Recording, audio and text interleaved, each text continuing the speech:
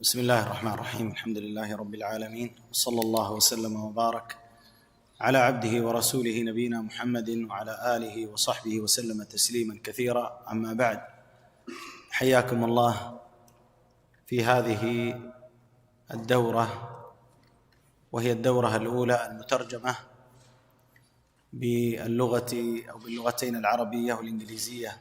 أسأل الله جل وعلا أن يجعلها خالصة لوجهه الكريم، ونشكر الله سبحانه وتعالى على أن يسر لنا مثل هذه المجالس.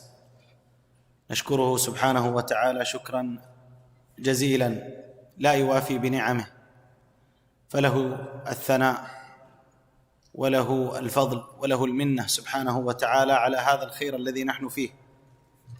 ثم نشكر من كان أيضا سببا في الإشراف على مثل هذه الدورات، دائرة الشؤون الإسلامية والعمل الخيري بدبي، على ما يقدمونه من دورات علمية والإشراف على المناشط الدعوية. أسأل الله جل وعلا أن يبارك لهم وفيهم. ثم كذلك الشكر إلى مركز رياض الصالحين القائم على هذه الدورات والمرتب لمثل هذه اللقاءات. أسأل الله جل وعلا أن يبارك في منشئه، في أهله وماله وولده، وأن يجعله مباركا.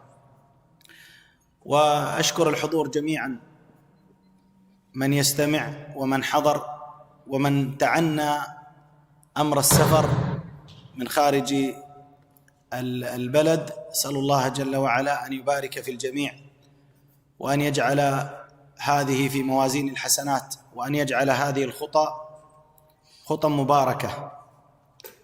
أشكر كذلك أخي المفضال على قيامه بالموافقة على أمر الترجمة. صلى الله أن يبارك له في أهله وماله وعمله. وأعتذر من التأخير الذي حصل، لأن الطائرة وصلت في وقت متأخر، لكن الحمد لله على ما يسر، والحمد لله على ما ييسر سبحانه وتعالى. So the Shaykh, Hafidhahullah Ta'ala, he began praising Allah Ta'ala, beseeching Allah to send salat and salam upon the Messenger of Allah Sallallahu Alaihi Wasallam, his family and his companions all together in great abundance. So may Allah Ta'ala may Allah Ta'ala, He give all of you life and extend your life. We welcome you to this Dawrah, which is the first translated Dawrah from the Arabic language to the English language.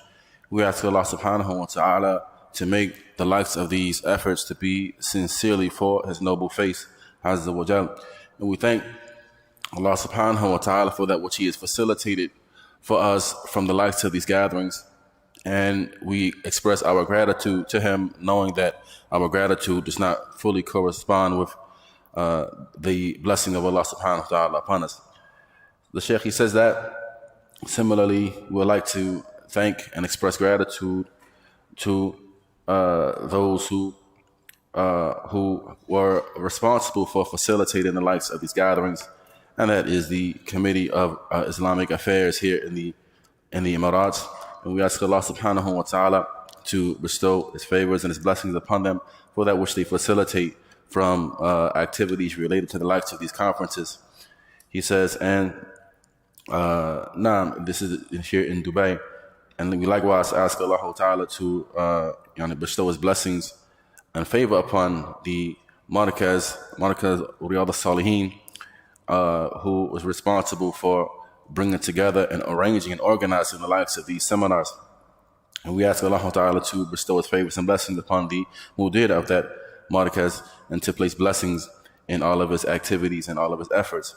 Similarly, we want to express gratitude to the attendees, all of those who have attended from far and wide, those who have traveled from outside of the area for coming and seeking to benefit within the likes of these conferences.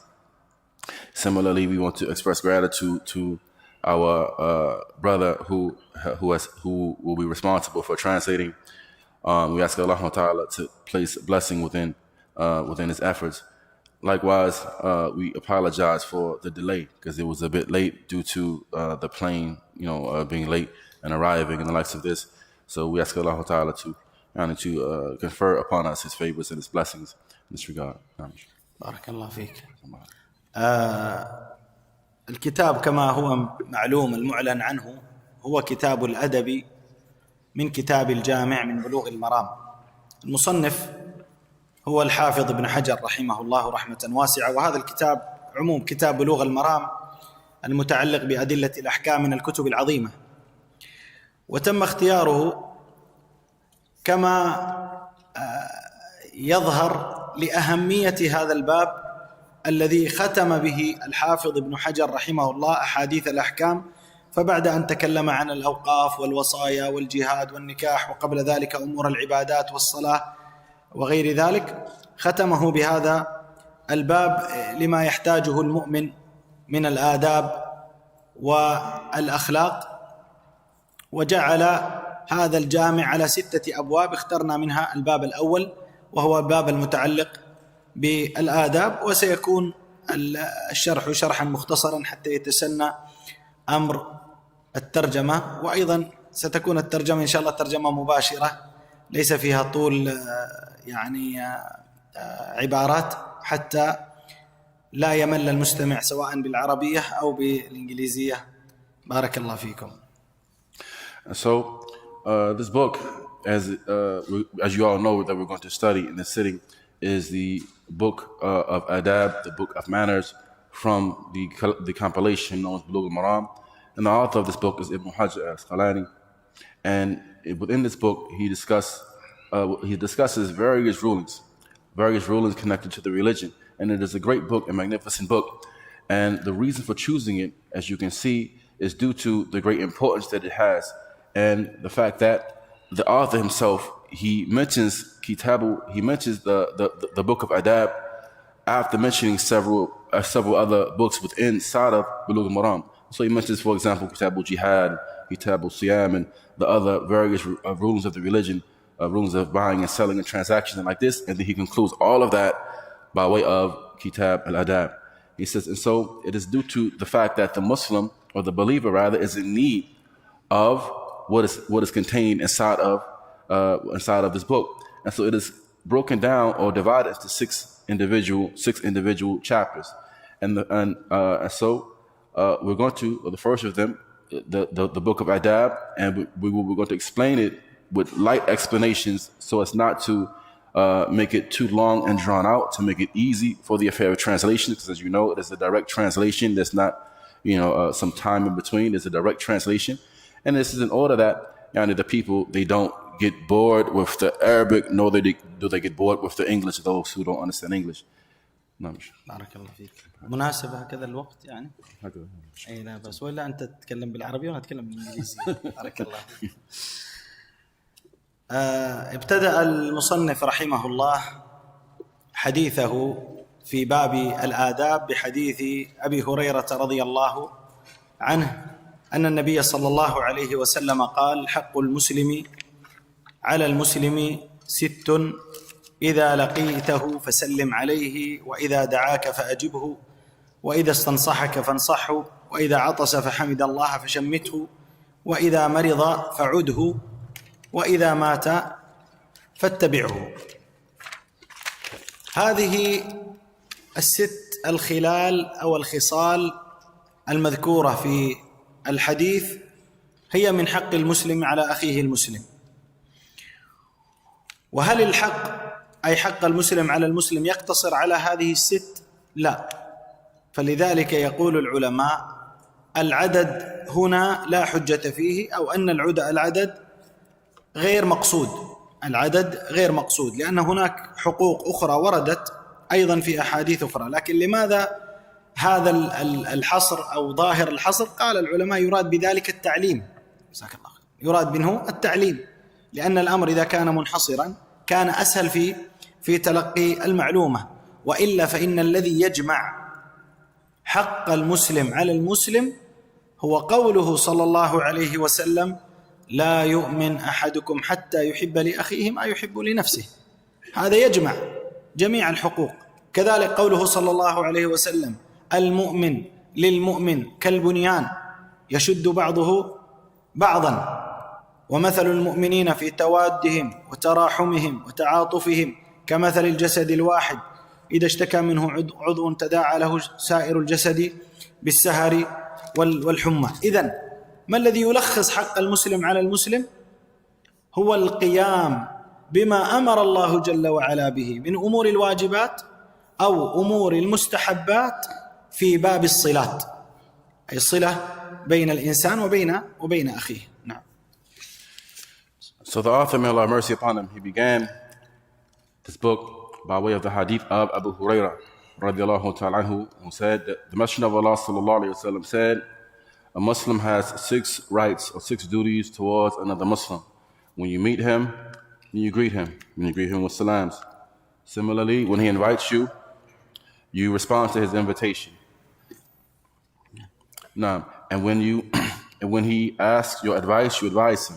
When he sneezes and praises Allah, then you say, may Allah have mercy upon you. When he is ill, visit him. And when he dies, to follow his funeral procession. This hadith is reported by Imam Muslim. So these 6 that have been mentioned here in this narration are from the rights of the Muslim. But as it relates to the rights of the Muslim, are they restricted to just these 6? The Shaykh, he says, no, they're not restricted to just these 6. He says, and the ulama have stated that the numbering of restricting them to a particular number is something which has no proof. And so therefore what is intended is not to restrict it to a particular number. So therefore, why is it that he mentioned 6 inside of this narration? And the scholars have mentioned that this is from the bab of ta'aleem, of directing and teaching and education. He says, other than that, he says that the rights are not restricted to a particular number. And the scholars have stated that there is a narration that is more comprehensive in conveying the totality of the rights of a Muslim over another Muslim. And it is the hadith of the Messenger of Allah sallallahu alaihi wasallam when he said that none of you truly believes until he wants for his brother or loves for his brother what he loves for himself. He says, and likewise, the statement of the Messenger of Allah alayhi salatu wasalam, who said that the Muslim to another Muslim, they are like one solid structure, one building. Some parts of it strengthen and support other parts. And so the example of the Muslim and their mutual mercy between each other, their mutual love and mutual affection of one another, is like that of a body. If one part of the body feels ill, then the entirety of the body suffers from sleeplessness and illness. He says, and so therefore, what is intended by way of this is that, that the Muslim, he establishes all of that which Allah Ta'ala has made binding and obligatory upon him towards his brother from those affairs connected to silat and joining the ties and connection and being connected to his Muslim brother. نعم.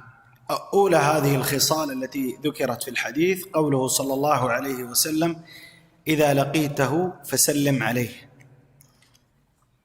السلام من أعظم العبادات، ولذلك جاء في الحديث بإسناد جيد أن النبي صلى الله عليه وسلم قال أولى الناس بالله أبدأهم بالسلام. أولى الناس بالله أمن بدأهم بالسلام، أي بدأ الناس بالسلام. إذن البداء بالسلام أو البدء بالسلام من الآداب الشرعية العظيمة ومن خصال المسلم التي ينبغي أن يقوم بها. وهل يجب البدء بالسلام؟ خلاف بين أهل العلم، فمن أهل العلم من قال بالوجوب، وإن كان الصحيح في ذلك أنه سنة مؤكدة كما قال أهل العلم. أما رد السلام فلا خلاف في وجوبه، لا خلاف في وجوبه لقوله جل وعلا وإذا حييتم بتحية فحيوا بأحسن منها أو ردوها. ولو نظرنا في قضية السلام أو لفظ السلام لوجدنا أنه لفظا يتضمن الدعاء، ومعنى ذلك أنك تقول أدعو لك يا أخي بالسلامة، ولا شك أن هذا مما يحبب النفوس بعضها إلى بعض. فلذلك قوله صلى الله عليه وسلم إذا لقيته فسلم عليه، فإن هذه كما يقال أولى روابط الصلة الاجتماعية بينك وبين أخيك. ومن حرص الصحابة رضي الله عنهم وأرضاهم أن الواحد منهم كان إذا فصلت بينه وبين أخيه حاجز ثم لقيه سلم عليه مرة أخرى، سلم عليه مرة أخرى. هذا السلام في الأصل أنه مبذول، لكن هل على كل حال فهل يجوز للرجل مثلا أن يسلم على المرأة إن كان في هذا الأمر ليس هناك ما يكون سببا للفتنة فلا حرج، لكن في طبيعة الحال أن الشاب إذا كان يسلم على الشابة فإن هذا باب إلى الفتن. ثم هذا السلام مختص كما جاء في الأحاديث بأهل الإسلام، لقوله صلى الله عليه وسلم: لا تبدأوا اليهود والنصارى بالسلام. وإن كان من أهل العلم من قال بجواز البدء، لكن الصحيح في ذلك ظاهر الحديث على أن هذا الأمر لا يناقض أن يكون لهم البدء مثلا بنوع من الترحيب أو نحو ذلك، خاصة لتأليف القلوب أو الدعوة إلى الإسلام. نعم. So, the first of that which was mentioned inside of this narration is the salam. So the Messenger of Allah alayhi salam, he said that when you meet him, you greet him with the greetings of peace. So the Shaykh, he says that as it relates to the greetings of peace, the salam, then this is from the tremendous or from the greatest acts of ibadah. And this is due to the hadith that has come from the Messenger of Allah alayhi salam, when he said that the one who is awla, the one who has the most right to Allah subhanahu wa ta'ala, the one who initiates the salams. He says, but as it relates to the affair of initiating the salams, he says, then initiating the salam, is it something which is wajib? Is it something which is wajib? He says that in this issue there is a difference of opinion between the scholars. Amongst them are those who say, yes, it is wajib to initiate the salams. He says, amongst them are those who say that it is a sunnah muakkada, it is a stressed or emphasized sunnah to initiate the salams.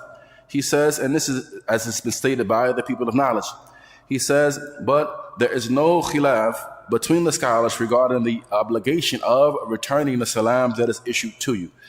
He says that, and this is due to the statement of Allah tabaraka wa ta'ala, wherein he says, and when you are greeted with a greeting, then return back that which is equal to it or greater than it.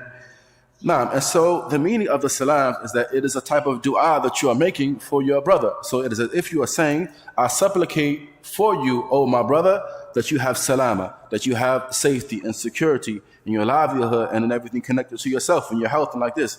The Shaykh, he says that. And so due to this, he mentions that when you meet your brother, that you greet him with, you meet your brother, you greet him with the salam. The Shaykh, he says that, and so the salams, that it is the first means of connection between you and your Muslim brother. When you see him, when you greet him, or you encounter him, you give him the salams. You see a brother that you don't know, you go to him, is the first point of contact is the salams. He says, and so, the Shaykh, he says that, but as it relates to the salams, is this something which is just absolute?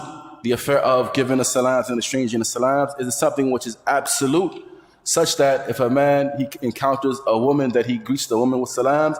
Then the people of knowledge, they say concerning this issue is that if there is a fear of fitna, then no. He says, but if there is no fear of fitna, then there's no harm in that. And a fear of fitna, for example, a person may be a young man, she's a young woman, and this may be a door that could lead to something else. And so in this case, it's something which should be stayed away from. He says, as it relates to giving the salams and initiating the salams to something which is specific to the Muslim. As is seen from the narration, the Muslim has 6 rights over his Muslim brother. And then he mentioned this as being the first of them. So the hadith is clear in that this is amongst the rights of the Muslim, and it's not something which is given to the non-Muslim. He says, and this is based upon the hadith of the Messenger of Allah alayhi wasallam, where he said, do not initiate the salam to the Jews and the Christians. He says, however, as it relates to responding back to a salam that is given from them, if the salam is clear, then there's no harm in that, because it could be from the bab of you greeting them when they enter upon you, or it may be a door for da'wah and calling them to al-Islam, and it may open the people's hearts and make them inclined towards the religion. قال في الخصلة الثانية وإذا دعاك فأجبه. دعاك معنى ذلك إلى طعام، سواء كان إلى وليمة عرس أو إلى غير وليمة عرس. يقول أهل العلم هذه الدعوة غالبا تذهب شحناء النفوس والبغضاء والتنافر الذي يكون في القلوب، لأنك أحيانا ربما إذا ابتعدت عن أخيك لغير سبب وجدت في قلبك جفوة لا تدري سببها. فكان من أسباب إذهاب هذه البغضاء والجفاء التقارب، ومنها إجابة الدعوات. وهل هذا الأمر للوجوب فيما يتعلق بدعوة الوليمة دون غيرها، أم هو شامل لجميع دعوات الولائم؟ فمن أهل العلم من قال بهذا ومن أهل العلم من قال بذاك، وإن كان القول بأنها واجبة في جميع الدعوات قول ظاهر، وهو ما يختاره الشيخ ابن باز رحمه الله رحمة واسعة، لما جاء في أثر ابن عمر رضي الله عنه أنه قال: إذا دعا أحدكم أخاه فليجبه عرسا كان أو نحوه، عرسا كان أو نحوه، إلا أن يكون هناك سبب كما هو معلوم من وجود منكر أو من تعسر ذهاب كمرض أو نحو ذلك. فإذن هذا الأمر مما يحرص عليه، ولا يعتذر الإنسان لأدنى سبب دون أن يكون عذرا شرعيا صحيحا في ذلك. نعم. So the next affair that the Sheikh mentions is the statement of the Messenger of Allah sallallahu alaihi wasallam. He mentioned wherein if he invites you, or when he invites you, you respond to the invitation.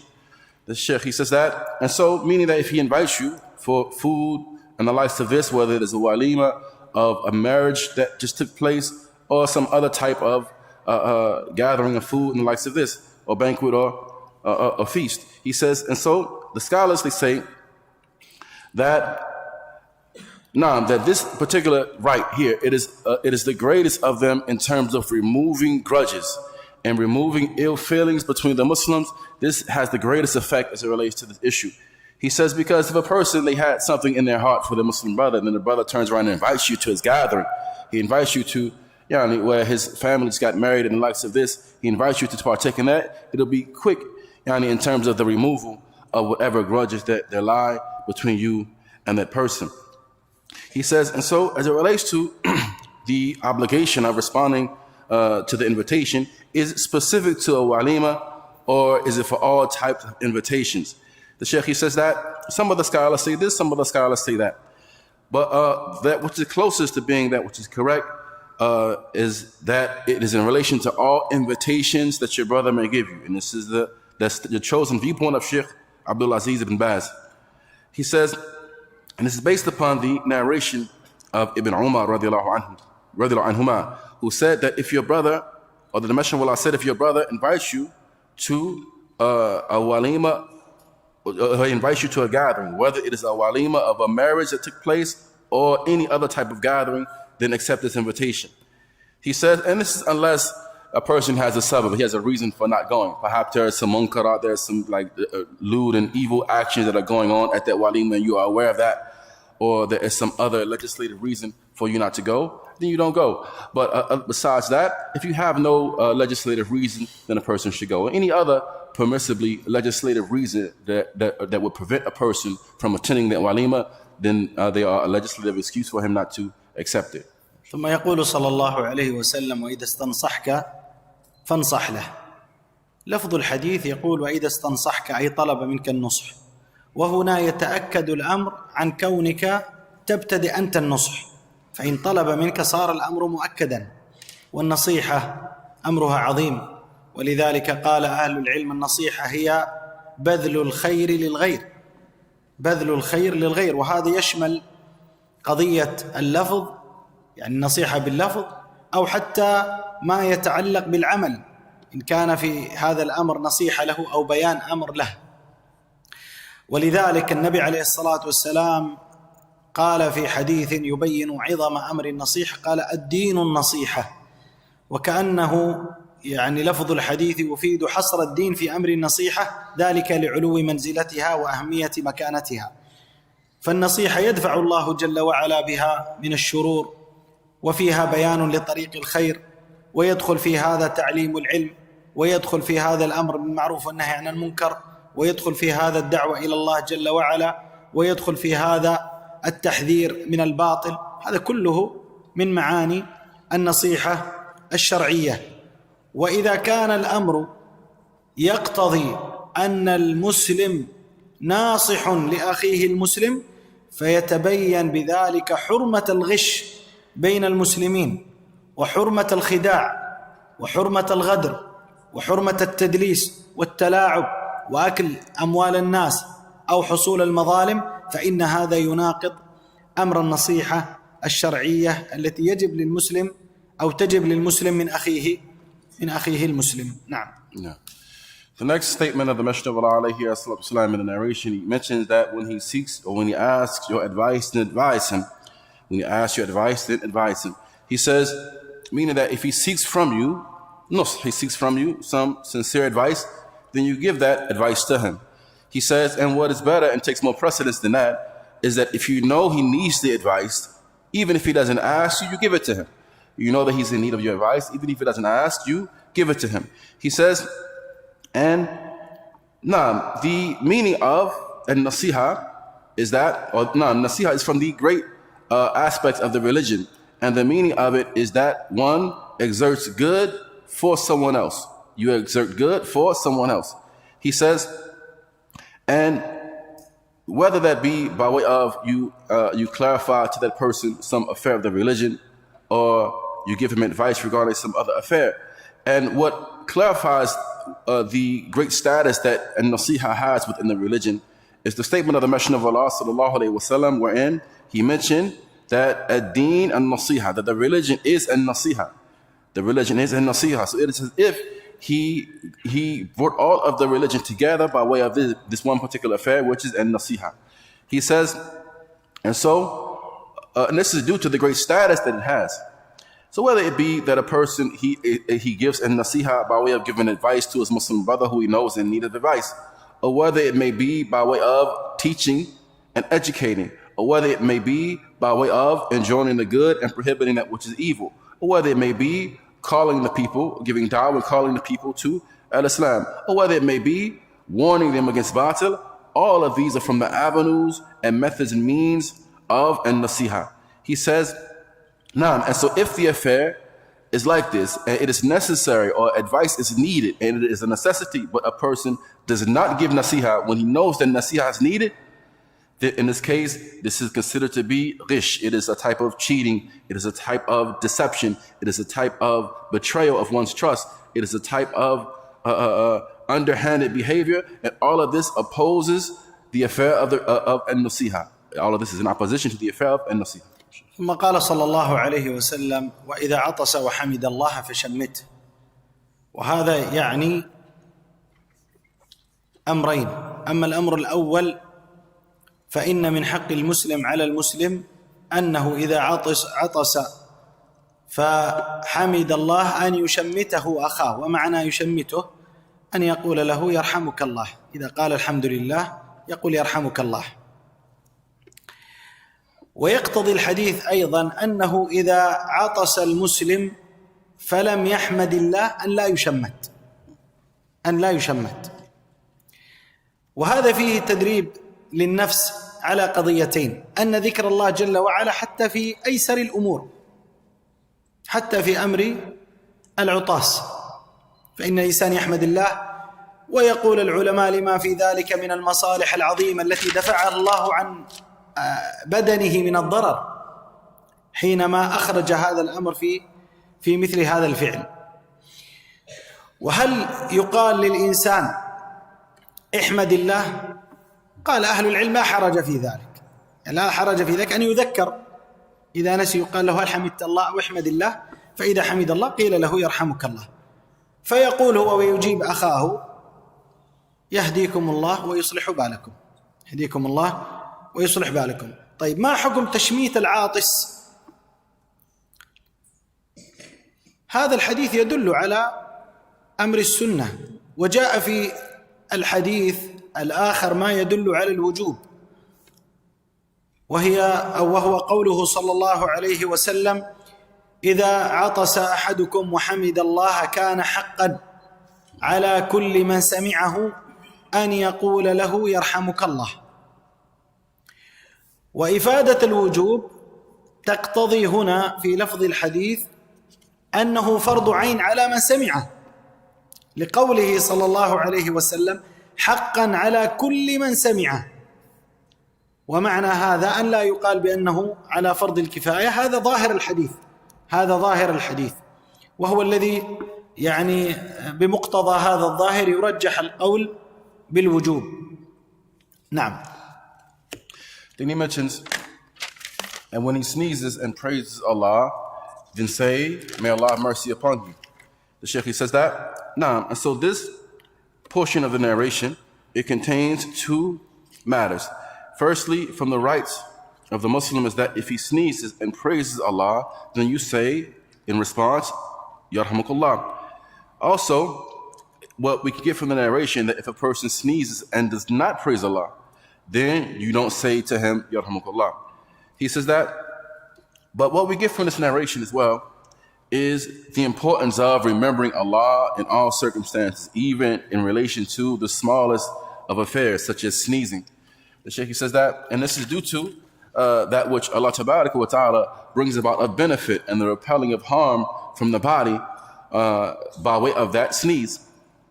He says that, and so as it relates to the person who sneezes and praises Allah, or if the person sneezes and does not praise Allah, then should a person remind him and say, Ihmad Allah, praise Allah.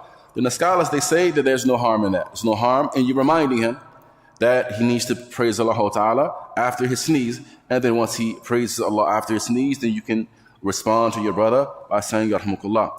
He says that in relation to this tashmeed, or saying of Yarhamukallah after the sneeze or sneezes and praises Allah, what is its ruling? He says what is apparent from this hadith is that it is a sunnah. It is a sunnah. However, there is another hadith which comes and proves, or it lends support to the view that it is an obligation. It is a statement of the Messenger of Allah sallallahu alaihi wasallam when he said that if one of you sneezes, then it is a right, it is a haqq upon everybody who hears him. Or if he sneezes and praises Allah, then it's a haqq upon everybody who hears him that he says, Yarhamukallah. He says, and so this narration lends support to the view that it is fard ayn upon everyone who hears the person sneeze and praise Allah Ta'ala. He says, but what is zahir, what is apparent from the other narration is that it would be a fardun kifaya. If some of the people, they do it, then it removes the obligation from others in this regard. ثم قال صلى الله عليه وسلم في ذكر الخصلة الأخيرة، قال: وإذا مرض فعده وإذا مات فاتبعه. هذا فيه قضية عيادة المريض، وعيادة المريض فيها فضائل كثيرة، فإن الإنسان كما جاء في الحديث يمشي بين خرف الجنة. وقال في الحديث القدسي: هلا عدت عبدي إذ مرض، إذا عدته وجدتني عنده. وهذا يدل على فضيلة عيادة المريض. ثم إن فيها من التسلية للمريض، ولا سيما إذا كان الزائر محبوبا.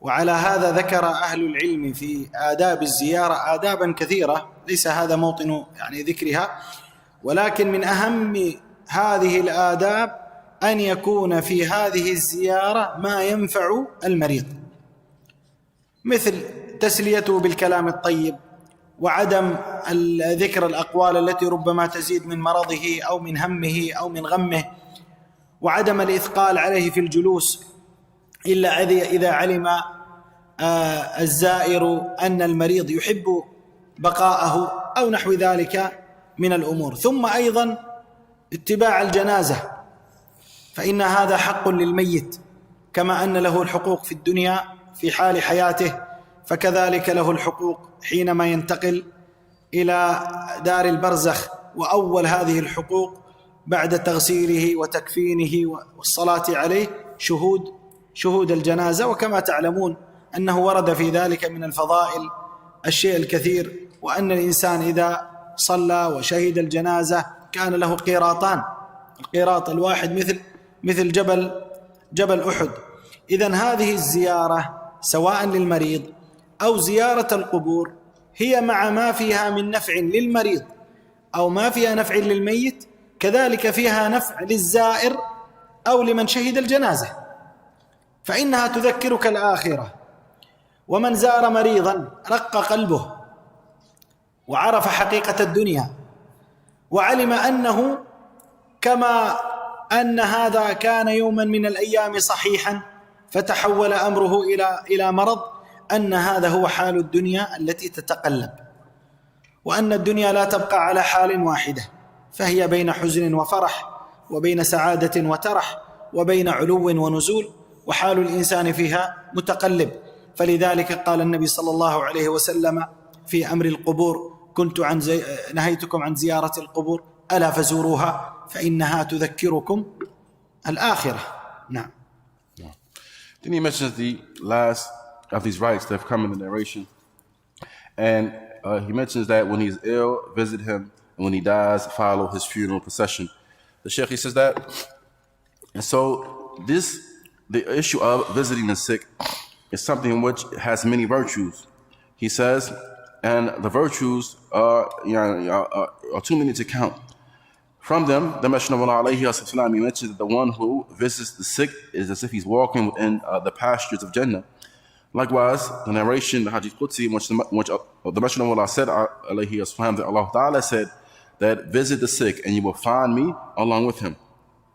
He says that as it relates to the affair of visiting the sick, then it is something which there are many mannerisms or adab connected to it. And it's not the place to mention all of the adab of visiting the sick. He says, but from amongst the most important of these adab is that you visit the sick, and as long as it's beneficial to that sick person, as long as it's beneficial to the sick person himself. And likewise, that you speak good words to the person. You supplicate for them. You make dua for their well-being and for their health and so on and so forth. And likewise, you don't overburden them with your visit. You don't bog them down and overburden them with your visit. He says, and that you don't stay too long unless the sick person himself desires that, unless they desire that you stay. He says, then he mentioned that after the affair of the janazah, he says, and this is likewise amongst the rights of the Muslim, because the deceased Muslim has rights just as the living Muslim has rights. He says, and so while the Muslim is alive, he has rights upon you. Similarly, when they are in al-barzakh, they have certain rights that are due upon you. He says, and meaning, for example, after he is washed and shrouded and prepared for burial, then he's buried, or he's prayed over, then he's buried, and then from the affair of visiting the graves and so on and so forth, all these are amongst the rights of the deceased Muslim.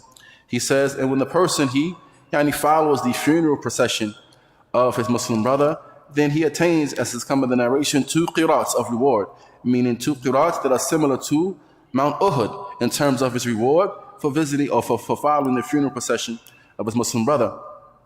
He says, and so we see from these 2 last rights, the rights of the sick, likewise the rights of the deceased. These rights in reality, they come back, and the benefit of them, they benefit the sick person and the deceased person, as well as the person who is visiting them or the person who's following their funeral procession. He says, from amongst the benefits that it has amongst for the person who witnesses or goes to follow the funeral procession or visit the sick, it softens the heart. It softens the heart, and it likewise is a reminder for the person who is engaging in this lofty and virtuous action, and lets him know that his heart should not be attached to this dunya, because this is how the dunya is. It is a transitional place. That is, the person comes and he goes. It is a place wherein we are between states of happiness and sadness.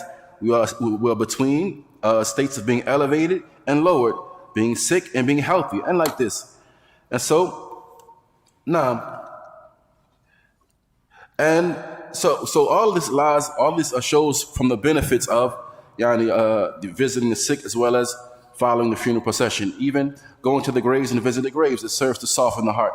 And this benefit can be seen in the statement of the Messenger of Allah, alayhi as-salatu wasalam, I used to prohibit you from visiting the graves, now visit them, for they are a reminder for you of death. نعم بارك الله فيك. الحديث الثاني هو قوله صلى الله عليه وسلم انظروا إلى من هو أسفل منكم ولا تنظروا إلى من هو فوقكم فهو أجدر ألا تزدروا نعمة الله عليكم. هذا الحديث يبين قضيتين. أما القضية الأولى فقوله عليه الصلاة والسلام انظروا، أو قوله عليه الصلاة والسلام انظروا إلى من هو أسفل منكم، والنظر هنا المراد به التأمل والاعتبار وليس مجرد النظر، فإن الإنسان قد ينظر بعينه إلى من هو أعلى منه أو إلى من هو أدنى منه، إلى الغني وإلى الفقير، لكن أراد صلى الله عليه وسلم نظر التأمل والاعتبار والتدبر والتفكر الذي له أثر على السلوك النفسي. فقوله انظروا إلى من هو أسفل منكم، هذه المسألة هي الثانية، وهي ما يتعلق بأن النظر في أمر الدنيا يكون إلى من هو أدنى منا.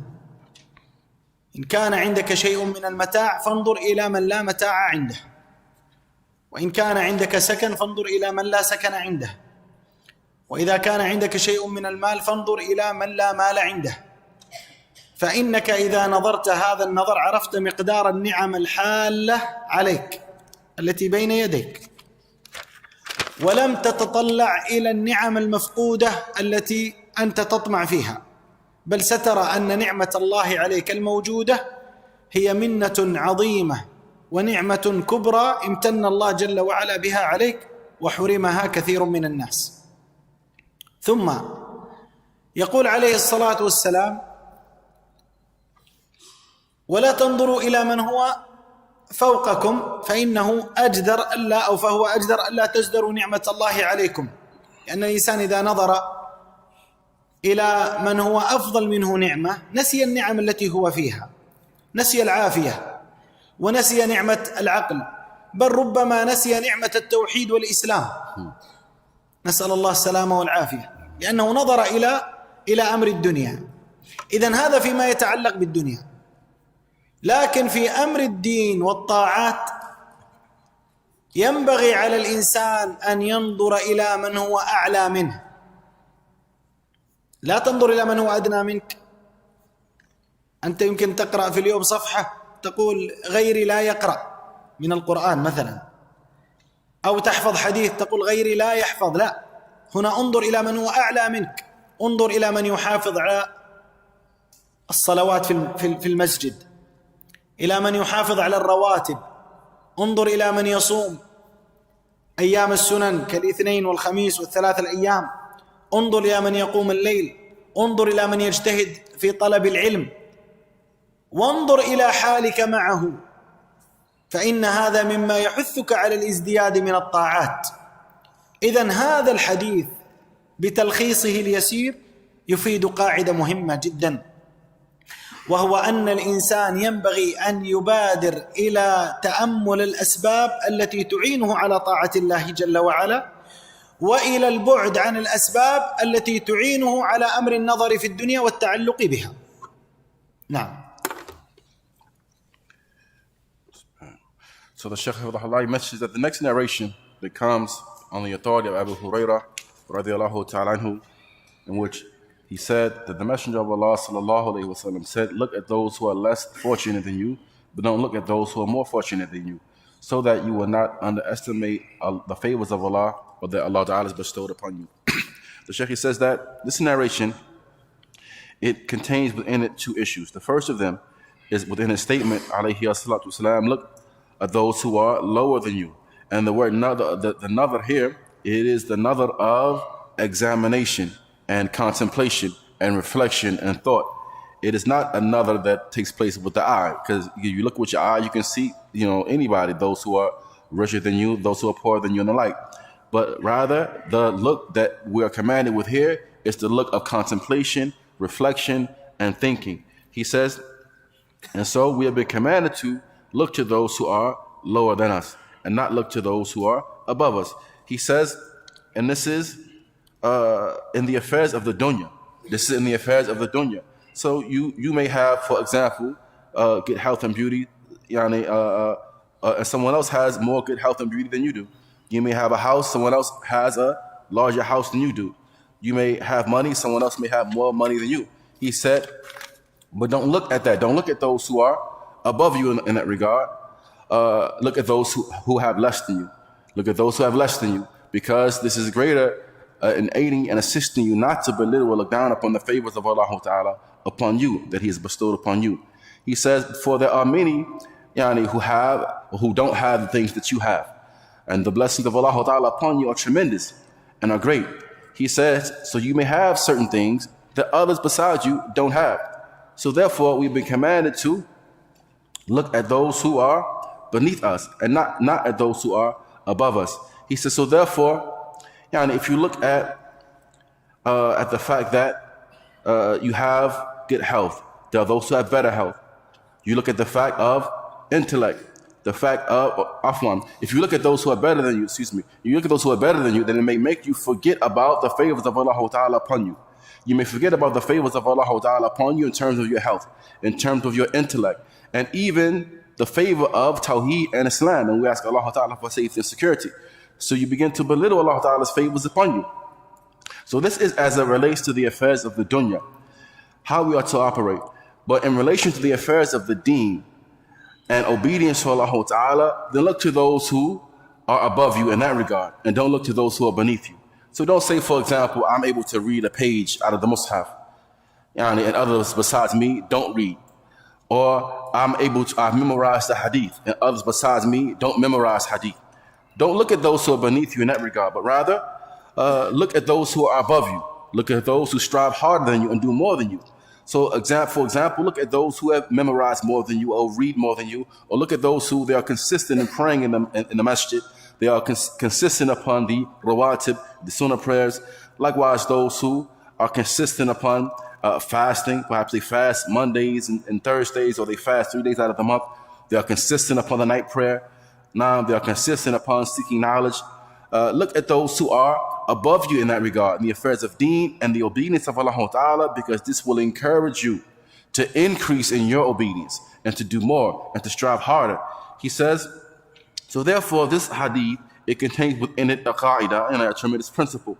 And it is that we are to look to and examine the asbab, the means that will increase us in khair and goodness and obedience of Allah Ta'ala, and take those means and look at those means that will increase us in disobedience of Allah Ta'ala, and we stay away from those affairs. الحديث الثالث يقول صلى الله عليه وسلم: البر حسن الخلق والإثم ما حاك في صدرك وكرهت أن يطلع عليه الناس. هذا الحديث يا إخوة على اختصار ألفاظه، إلا أنه يتضمن قواعد عظيمة سواء في باب الأخلاق أو في باب اجتناب الحرام وما يتعلق بذلك.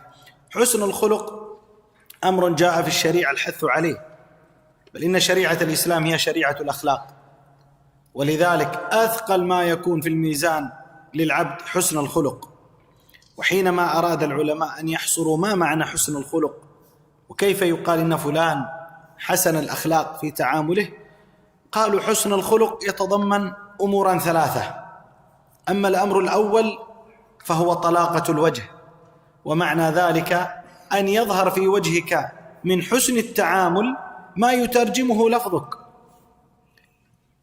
طلاقة الوجه.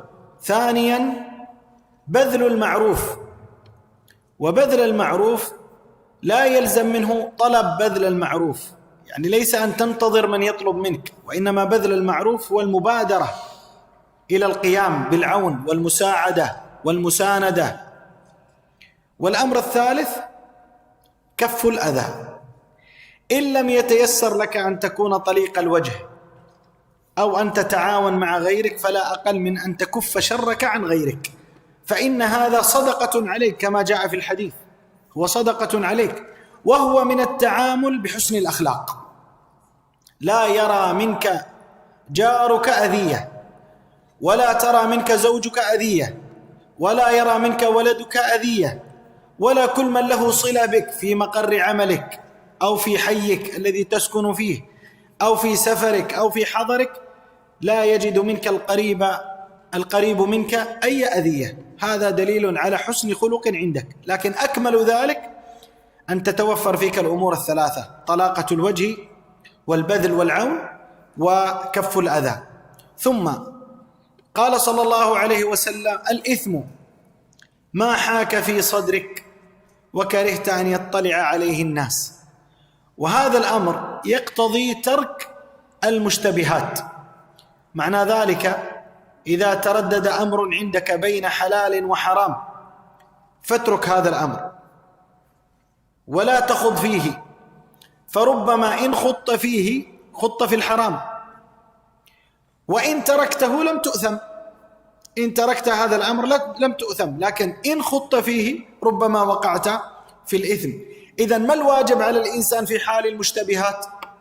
الواجب عليه أن يتأمل وينظر ويصبر حتى يتبين له الأمر، ثم بعد ذلك يقدم عليه، أن لا يكون جريئا على محارم الله ولا متساهلا. كان بعض السلف يا رعاكم الله ربما يترك بعض الحلال خشية الوقوع في الحرام من باب التورع، لا أن الإنسان يتجرأ على الأمر وهو في صدره شيء، وليس بالضروري في صدرك أنه محرم. لو كان في صدرك أنه محرم فمعنى هذا الحكم بالتحريم، لكن في صدرك أن حوله إشكال. فهنا إذا وقع في صدرك شيء من الاشتباه في طعام، في ملبس، في مأكل، في مسكن، في قرض، في سيارة، فإن الواجب عليك أن تتورع وأن تبعد عن الأمر المشتبه. إذن هذا ديدن الإنسان في تعامله في الأمور المالية وفيما يتعلق بأمور التملك. وهو دليل أيضا على أمر آخر، وهو أن تعلقه بأمر الآخرة أعظم من تعلقه بأمر الدنيا. فإنه من دلائل تعلق الإنسان بأمر الدنيا أنه لا يتورع عن الحرام، لكن من دلائل تعلقه بأمر الآخرة ورضا الله جل وعلا أنه ربما يترك الكثير من الأمور حتى لا يقع في مساخط الله سبحانه وتعالى. نعم. The next narration comes from the authority of An-Nawas ibn Sam'an. He said, I asked the Messenger of Allah sallallahu alaihi wasallam about righteousness and sin, and he replied, righteousness is good character, and sin is that which revolves being doubtful in your heart, and you dislike that the people come to know about it. The Sheikh, he says that, now, as it relates to this affair of husnul khuluq, or this hadith, it is short, it is a great and tremendous hadith, and it clarifies the affair of al-akhlaq, or good character, and likewise the affair of the halal and the haram. He says in relation to husnul khuluq, or good character, then what is it? He says then the affair of good character, or this sharia, is the sharia of good character. It is a legislation of good character. It is an important part of this religion. He says, and great character, as it relates to what it is, then the scholars, they say that it is, it revolves around three matters. It revolves around three matters. The first of them is having a pleasant and cheerful countenance. Meaning when you deal with anyone, they should find pleasure in dealing with you by way of what they are able to find from your face. They are able to find pleasure in dealings with you. Likewise, the exerting of any type of good, the exerting of good. He said it is not a condition that you wait for someone to come seek some good from you, but rather any way that you know that you can help others, any way that you know that you can exert some good, then you leave no stone unturned until you exert that good. And thirdly, it is by way of refraining from harm, so that no harm comes from you. Because if an individual has a cheerful countenance when he deals with the people, he does good, but he harms others, then the other two will be of no benefit. He says, and refraining from harming others, as is come in the narration, it is a sadaqah that you give to yourself. A type of sadaqah that you give to yourself is from refraining from harming others, so that no one who comes into contact with you has to fear from your harm. So whether it is your wife, whether it is your neighbor, whether it is whether it is a relative of those who are close to you, or whether you are traveling, whether you're at home, no one who interacts with you and draws near to you should expect harm from you. He says, and so good character in reality is broad in its scope, but it goes back to these three. The next portion of the narration, he mentioned that sin is that which wavers within the heart. It wavers within the heart, and you dislike that the people should come to know about it.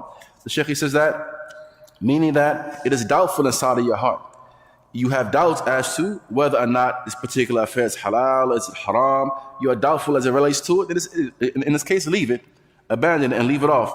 He says, because if you were to step into it, then it is quite possible, because it's a doubtful matter to you. So if you were to step into it, it's quite possible that you would end up stepping into something haram. But if you abandon it and leave it off, you haven't done anything wrong. You haven't done anything wrong.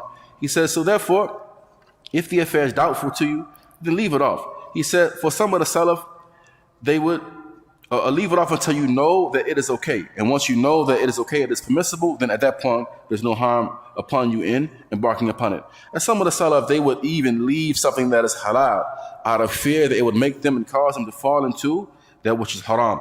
He says, so therefore, if there is some doubtful matter, and it is doubtful in your heart as to whether or not it is permissible, then leave off that doubtful affair and safeguard your religion. So whether it is doubtful as it relates to food, clothing, whether it's doubtful as it relates to the type of vehicle that you want to purchase or the manner of purchasing it, whether it is a home, if it is doubtful to you, then refrain from it.